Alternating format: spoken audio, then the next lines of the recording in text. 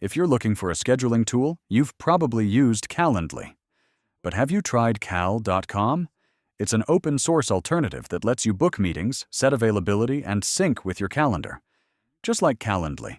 But here's the big difference. You own your data, and you can even host it yourself if you want full control.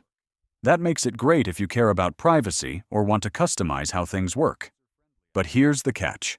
Cal.com isn't as polished or user-friendly out of the box.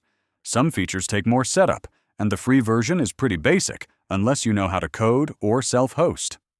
So, is it better than Calendly? If you want full control, transparency, and don't mind a little extra setup, yes, absolutely.